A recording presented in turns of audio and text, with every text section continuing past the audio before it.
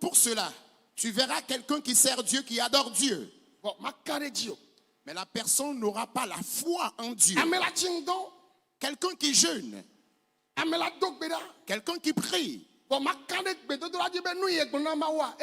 la personne ne croit pas en sa propre prière, comme quoi ce qu'elle est en train de dire à Dieu, que cela s'accomplira. Mais ceux qui croient, alléluia, amen. Celui qui croit est convaincu que ce qu'il est en train de dire s'accomplira. Et moi je crois. Et c'est cette assurance que j'ai. Voilà pourquoi lorsque je prends la parole, je dis jusqu'à ce que je ne retourne m'asseoir. Si tu es à l'extrémité de la terre, tu es dans le monde entier, tu m'entends ou peut-être tu ne me vois même pas, tu recevras ta guérison. Tu recevras ta guérison. C'est pourquoi tu verras, les gens ne nous voient pas de face. Ils nous entendent juste par les pouces récepteurs. Ce n'est-il pas étonnant que quelqu'un qui soit paralysé dans sa chambre, après nous avoir écouté, puisse se lever et commencer par marcher? Quelqu'un qui dira que le cancer a disparu de son corps. Mais la personne n'est pas en train de nous voir de face. Premièrement, bien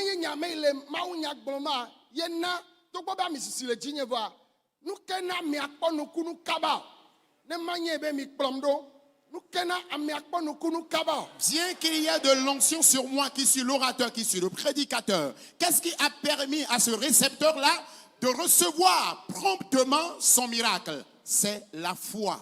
C'est la foi. Et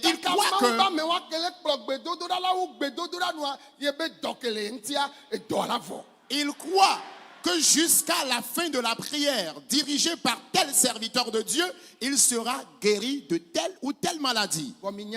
Mais vous savez quoi? Quelqu'un qui vient dans le camp ici, qui entend la parole de Dieu, qui voit tout ce que Dieu accomplit aux gens. Mais la personne serait en train de dire, on doit m'appeler spécialement et prier particulièrement pour moi seul. Tu es en train de retarder ton miracle.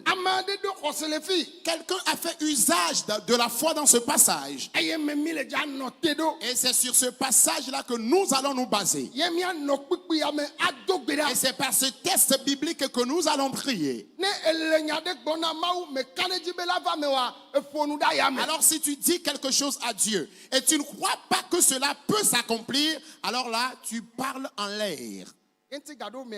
C'est pourquoi parfois,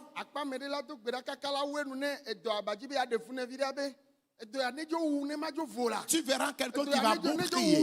Et vers la fin de la prière, s'il voit que le mal continue toujours pas à l'importuner, il va commencer par dire que cette maladie-là me tue pour que je sois à l'aise. David dit, je ne mourrai pas, je vivrai. Et je raconterai les œuvres de l'Éternel. Il est question de foi. Et David lui-même était en train de prophétiser à l'endroit de sa propre vie. Une inféconde serait en train de dire, je ne mourrai pas inféconde. Oui, c'est ça nous appelons la foi. Aujourd'hui je souffre, mais je ne mourrai pas dans la souffrance. Que les gens m'observent correctement dans la foi. Les bonnes choses que les gens possèdent, moi aussi j'obtiendrai de telles choses avant de mourir.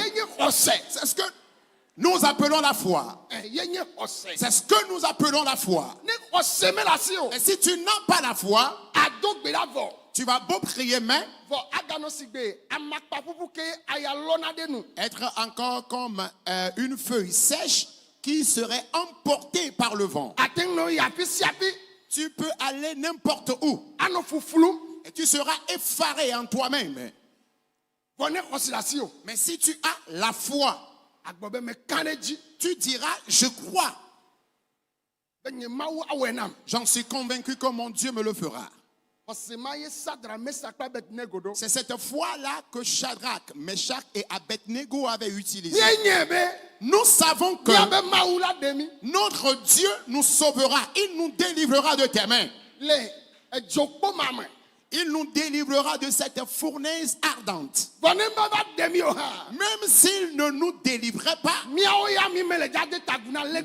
nous n'allons jamais nous prosterner à une idole. La foi. La foi accorde une maturité, une croissance spirituelle à l'homme. Mais si tu ne possèdes pas la foi,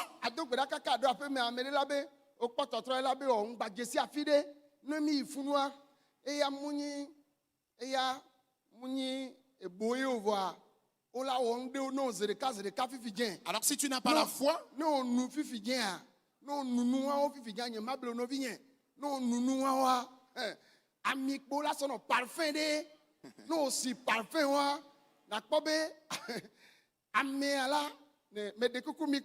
est-ce que vous me suivez s'il vous plaît?